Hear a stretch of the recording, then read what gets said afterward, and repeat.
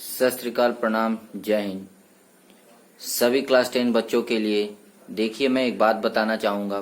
पढ़ाई तो सभी करते हैं, ठीक है, दिमाग भी सभी के पास है, उसी हिसाब से सभी लोग पढ़ाई करते हैं। लेकिन देखिए, कहीं ना कहीं हमारा कुछ ना कुछ ऐसे बोर्ड्स में या एग्जाम में कुछ गलतियां हो जाती हैं जिनके वजह से हमें नंबर्स जो होते हैं वो कम मिलते हैं। तो कैसे आप बोर्ड्स के एग्जाम में अच्छे नंबर पाएं और उसको अच्छा नंबर स्कोर कर सकते हैं, कुछ टिप्स मैं आज को आपको इस वीडियो में बताऊंगा। तो सभी क्लास 10 और 12 के लिए भी, मतलब जो भी बोर्ड पेपर्स दे रहा है ऑन एन अकॉर्डिंग या जो एग्जाम्स आप देना चाहें उसके अकॉर्डिंग में ही सारा आज थोड़ा बहुत छोटा मोटा जो कुछ मिस्टेक्स होती हैं हम लोग से, नॉर्मल मिस्टेक्स, जिनके वजह से कहीं ना कहीं हमारा नंबर कट जाता है, तो वो आज मैं इस वीडियो में आपको बताऊंगा।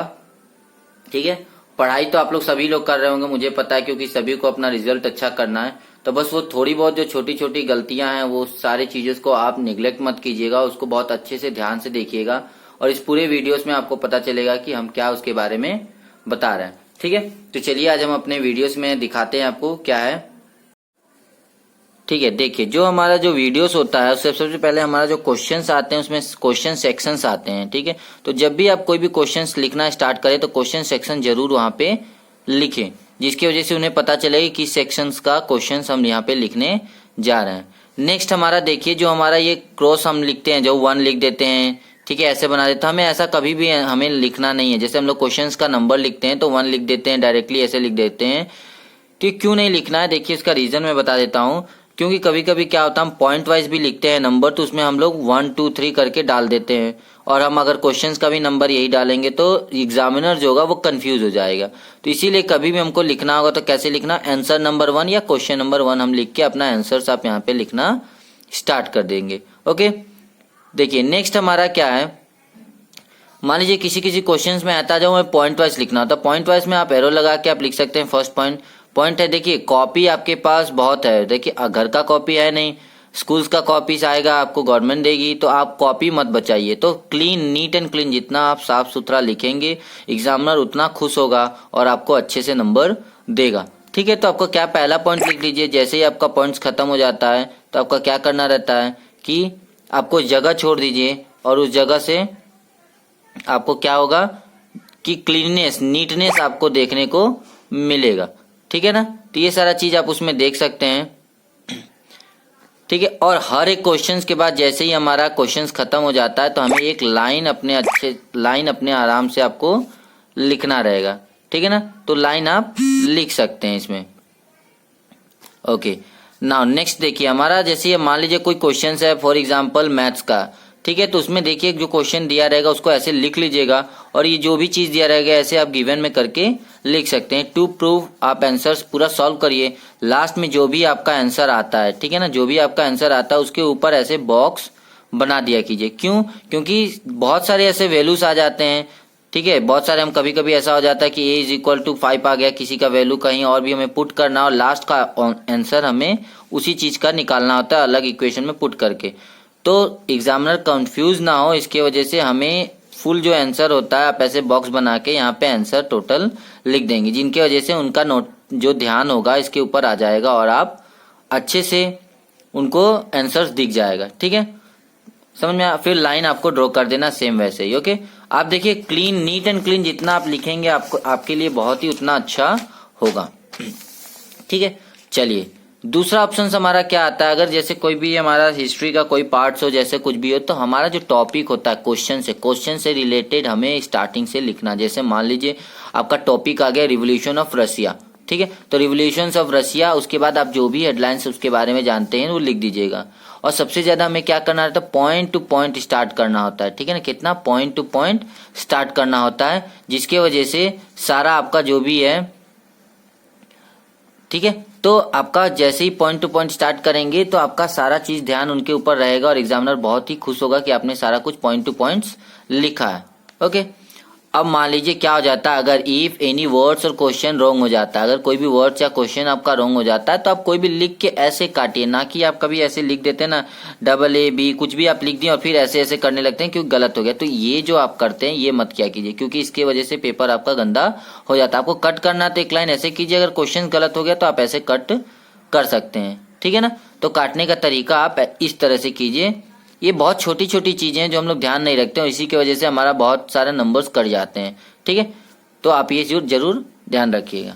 चलिए अगला क्वेश्चन क्या है, जैसे देखिए जो मैंने बताया हर एक चीज आपको क्या करना है, क्वेश्चंस के रिलेटेड लिखना है, क्योंकि देखिए एग्जामिनर कभी भी पूरा क्वेश्चंस नहीं पढ़ता है। आपका स्टार्टिंग का 2 पढ़ेगा, लास्ट का 2, क्योंकि बहुत बड़े बड़े आंसर्स होते हैं आप लोग लिखेंगे तो उसका, तो आपको उस हिसाब से लिखना है। जैसे मान लीजिए आगे रिवोल्यूशंस ऑफ अर्थ, तो आपको यहाँ पर टॉपिक लिख लेना है रिवोल्यूशंस ऑफ अर्थ। ठीक है, और उसके आगे क्या लेना, कीवर्ड्स लिखना है। क्या आपको कीवर्ड्स लिखना है, रिवोल्यूशंस में क्या होता है, डे एंड नाइट कोज होता है, तो उसके हिसाब से लिखते थे। कितना दिन, तो वो लिख सकते हैं।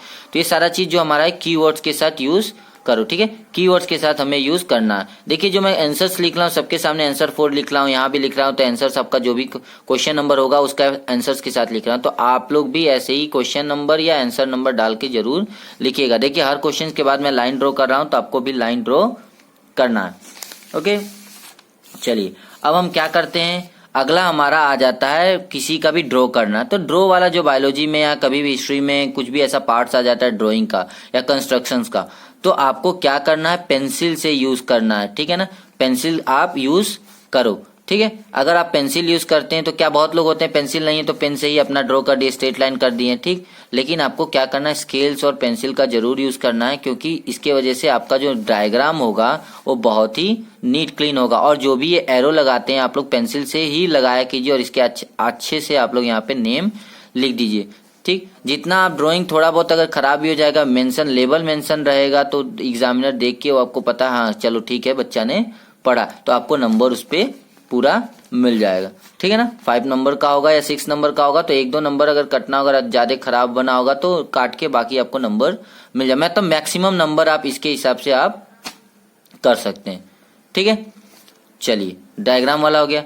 अब दूसरा हमारा क्यों जो होता है ऑब्जेक्ट, ऐसा बहुत सारे ऐसे क्वेश्चंस होता है जिसका हमको एग्जाम्पल लिखना पड़ता है। ठीक है, या एग्जाम्पल हमको जानकारी, एग्जाम्पल के बिना वो काम नहीं करता है। तो हमें क्या करना चाहिए, वहां पे एग्जाम्पल हर एक चीज का लिख दीजिए। ठीक है, उसके वजह से क्या रहेगा, अगर कुछ आपका डिफिनेशन में थोड़ा बहुत इधर भी रहता है, नहीं समझ में आता है, तो एग्जामिनर अपना एग्जाम्पल देख के समझ जाएगा कि उसके साथ हमें क्या करना है। ओके, तो आप एग्जाम्पल जरूर लिख दीजिएगा, और लाइंस तो हमेशा आप क्लीन एंड नीट कीजिएगा, और कॉपी बचाने की जरूरत नहीं है। जैसे देखिए मैंने आपको कैसे कैसे बताया, सारा जगह आपका आंसर्स का जगह छोड़ रखा है, ज्यादा भी नहीं छोड़ना है, लेकिन इतना छोड़ना है कि पेपर्स सब कुछ सही से जाए।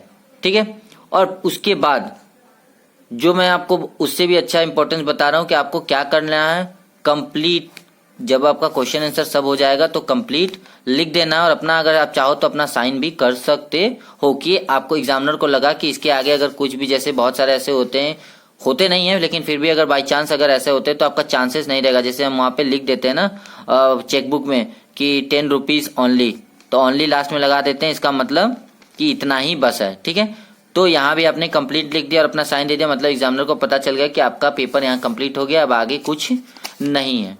ठीक है, चलिए अब देखिए छोटी छोटी चीजें तो हम लोग ध्यान देते हैं, लेकिन ये नहीं ध्यान देते हैं कि पेपर्स में किस कलर का पेन यूज करना है। तो हमें किस कलर का पेन यूज करना है, ब्लू ही कलर का पेन यूज नहीं करना है, कोई भी अदर कलर का पेन यूज नहीं करना। फॉर एग्जांपल रेड, ग्रीन, आप लोग डिजाइन बनाने के लिए अलग अलग कलर का तो आप लोग मत यूज कीजिए, और रेड मार्क्स तो रेड कलर का कोई भी इंक, स्केच कुछ भी यूज मत कीजिएगा। ठीक है, क्योंकि रेड कलर मेंशन नहीं है, हमारा रेड कलर बहुत ही खतरनाक कलर होता है, तो आप लोग उस चीज का यूज नहीं करिएगा। ओके, अब देखिए कुछ ऐसे पॉइंट्स हो जाते हैं जो मैं आपको यहाँ पे लिखा हूँ और आपको बताते हैं। रफ वर्क लास्ट पेज के का यूज कर लेना। ठीक है, जो रफ वर्क होता है हमारा लास्ट पेज में ऐसा ROUGH रफ लिख के आप लास्ट पेज का 2-3 पेज आप यूज कर सकते हैं। ये नहीं कि कहीं भी शुरू हो जाते हैं रफ करना, तो उसके वजह से क्या हो जाता है, आपका कॉपी गंदा दिखता है। ठीक है, फर्स्ट पॉइंट क्लियर हो गया। नेक्स्ट हमारा क्या, सब नीट एंड क्लीन होना चाहिए, जितना भी चीजें हैं सारा नीट एंड क्लीन करना चाहिए।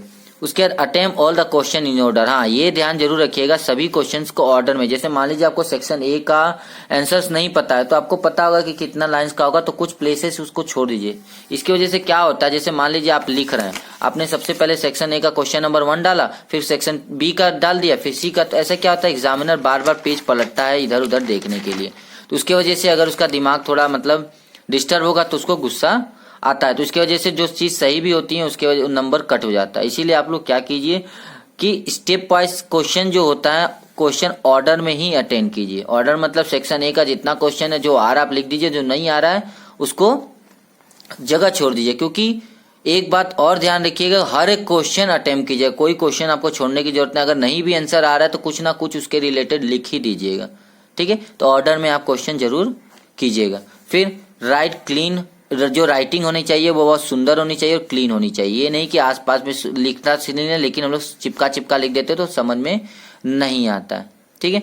देखिए स्टार मार्क क्या लगा, अगर कोई आंसर नहीं पता हो तो प्लीज लीव कर लो, अगला क्वेश्चन सॉल्व करें, ठीक है। वही जो मैंने आपको बताया ऑर्डर में करने के लिए। अगर कोई भी आपका आंसर नहीं पता तो उसका जगह छोड़िए और अगला क्वेश्चन सॉल्व करिए, ठीक।